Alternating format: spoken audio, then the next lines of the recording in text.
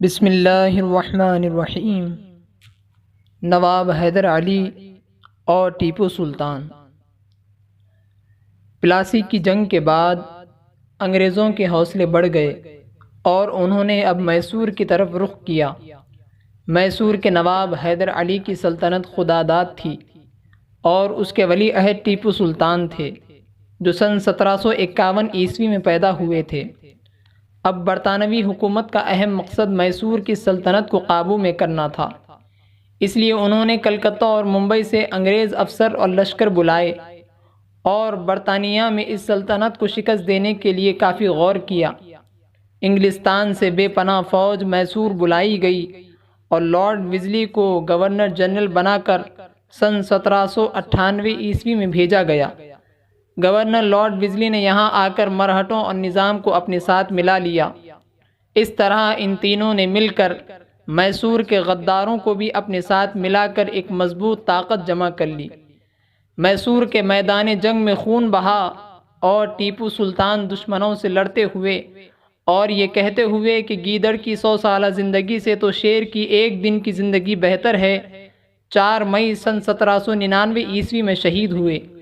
ان کے ساتھ 12,000 مجاہدین آزادی کو بھی شہادت نصیب ہوئی۔ اس طرح انگریزوں نے سن 1799 میں دارالسلطنت سری رنگا پٹنم پر قبضہ کر لیا۔ ایک مورخ نے سلطان ٹیپو کے بارے میں لکھا ہے کہ دنیا کی تاریخ مشکل سے ٹیپو کی مثال پیش کر سکے گی۔ اگر مرہٹے اور نظام غداری نہ کرتے تو ہندوستان کی تاریخ کچھ اور ہی ہوتی۔ مغل شہنشاہ بہادر شاہ ظفر نے اپنے ایک شعر میں ٹیپو کا ساتھ نہ دینے کے واقعے کو کچھ اس طرح بیان کیا ہے: اعتبار صبر و طاقت خاک میں رکھوں ظفر، فوج ہندوستان نے کب ساتھ ٹیپو کا دیا۔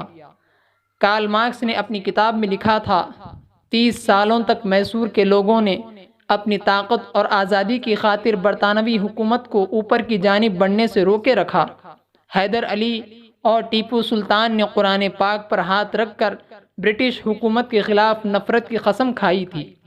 سلطان ٹیپو اپنے والد حیدر علی کے ساتھ ہر جنگ میں شریک ہوتے، خاص طور پر جو جنگیں انگریزوں سے لڑی گئی تھیں ان میں وہ بڑی دلچسپی لیتے تھے۔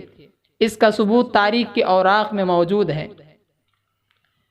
سال 1791 میں انگریزوں سے سلطان کی براہ راست جنگ ہوئی۔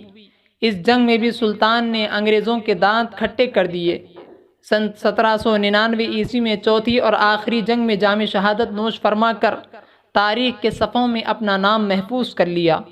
اس جنگ میں جاتے ہوئے آپ نے ہندوستانیوں کو للکار کر کہا تھا کہ اس غداری کا نتیجہ تمہیں اس وقت معلوم ہوگا جب تم اور تمہاری آئندہ نسلیں اسی ملک میں محتاج ہو کر دانے دانے کو ترسیں گی۔ سلطان ٹیپو کی جواں مردی کا اعتراف کرتے ہوئے سر جان اینس تھروٹر، جو اس وقت کلکتہ کا چیف جسٹس تھا، لکھتا ہے کہ ٹیپو کی طاقت ہماری فوجوں کو شکست دینے کے لیے کافی تھی، اس کے مرتے ہی ہندوستان پر ہمارا قبضہ ہو گیا۔